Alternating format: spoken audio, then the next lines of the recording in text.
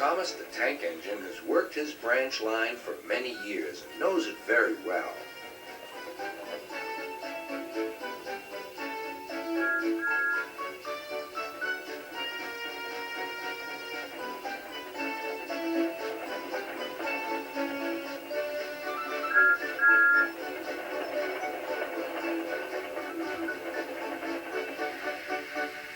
You know just where to stop, Thomas, laughed his driver. You could almost manage it without me. Thomas had become conceited. He didn't realize his driver was joking. Later, he boasted to the others. Driver says I don't need him now. Don't be so daft, snorted Percy. I'd never go without my driver, said Toby earnestly. I'd be frightened. Puh, boasted Thomas. I'm not scared. You'd never dare. I would then. You'll see. The next morning, the firelighter came. Thomas drowsed comfortably as the warmth spread through his boiler. Percy and Toby were still asleep. Thomas suddenly remembered. Silly stick-in-the-muds, he chuckled. I'll show them. Driver said I could manage without him. I'll just go out and then I'll stop and wheesh. That'll make them jump. Thomas thought he was being clever, but really he was only moving because a careless cleaner had meddled with his controls. He soon found his mistake. He tried to wheesh, but he couldn't. He tried to stop, but he couldn't. He just kept rolling along. He didn't dare look at what was coming next. There was the station master's house. The station master was about to have breakfast. Horrors, cried Thomas, and shut his eyes. The house rocked, broken glass tinkled, plaster was everywhere. Thomas had collected a bush on his travels. He peered into the room through its leaves. He couldn't speak. The station master was furious. His wife picked up her plate. You miserable engine, she scolded. Just look what you've done to our breakfast. Now I shall have to cook some more. She banged the door. More plaster fell. This time it fell on Thomas. Thomas felt depressed. Workmen propped up the house with strong poles and laid rails through the garden. Then the Scottish twin engines Donald and Douglas arrived.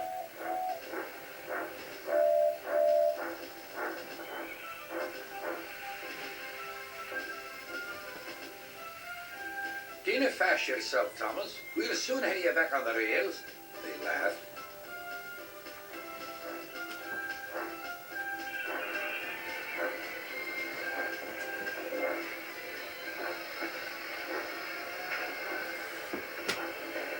Donald and Douglas, puffing hard, managed to haul Thomas back to safety.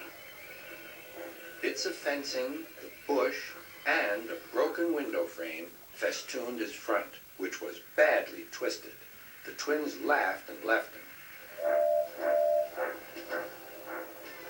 Thomas was in disgrace. There was worse to come. You're in a lot of trouble, Thomas. I know, sir. I'm sorry, sir. Thomas's voice was muffled behind his bush. You must go to the works and have your front mended. It will be a long job. Yes, sir. Meanwhile, a diesel rail car will do your work.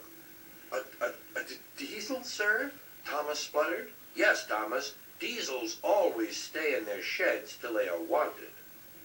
Diesels never gallivant off to breakfast in station masters' houses.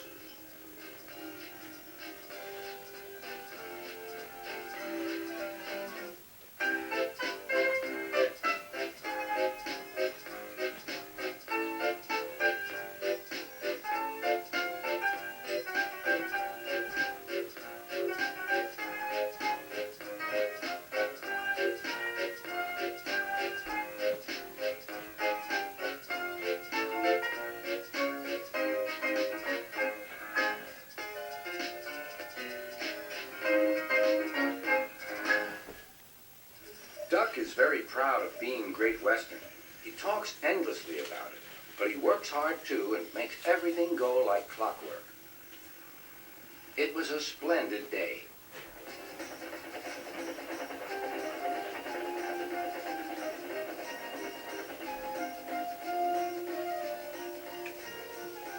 The cars and coaches behaved well. The passengers even stopped grumbling. But the engines didn't like having to bustle about. There are two ways of doing things, Duck told them. The Great Western way or the wrong way. I'm Great Western and don't we know it, they groaned. The engines were glad when a visitor came.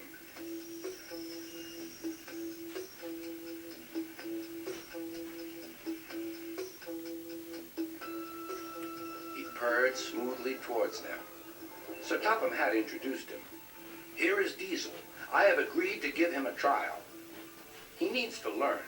Please teach him, Duck. Good morning, purred Diesel in an oily voice.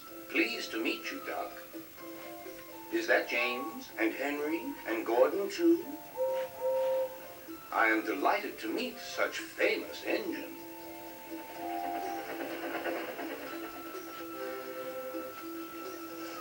The silly engines were flattered. He has very good manners, they murmured. We're pleased to have him in our yard. Duck had his doubts. Come on, he said. Diesel purred after him.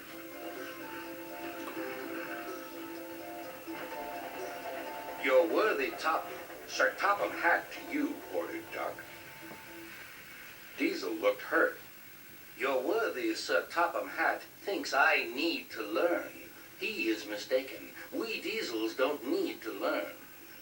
We know everything. We come to a yard and improve it. We are revolutionary. Oh, said Duck, if you're Rev-a-thingamy, perhaps you would collect my cars while I fetch Gordon's coaches.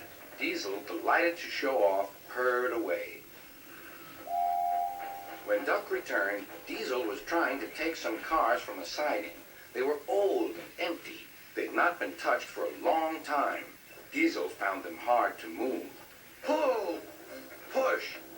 Backwards, forward! Oh! Oh! The cars groaned. We can't! We won't!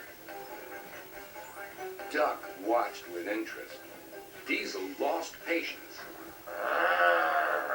He roared and gave a great heave. The cars jerked forward. Oh! They screamed. We can't! We won't! Some of their brakes snapped and the gear jammed in the sleepers. Chuckled Duck. Diesel recovered and tried to push the cars back, but they wouldn't move. Duck ran quietly round to collect the other cars. Thank you for arranging these, Diesel. I must go now. Don't you want this lot? No, thank you. Diesel gulped. And I've taken all this trouble? Why didn't you tell me? You never asked me. Besides, said Duck, you were having such fun being whatever it was you said. Goodbye.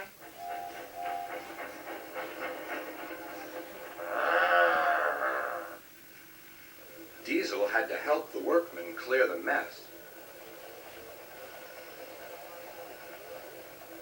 He hated it. All the cars were laughing and singing at him. Cars are waiting in the yard, tackling them with Diesel. Show the world what I can do, gaily boasts the Diesel. In and out he creeps about like a big black weasel. When he pulls the wrong cars out, pop goes the Diesel. Growled Diesel and scuttled away to sulk in the shed.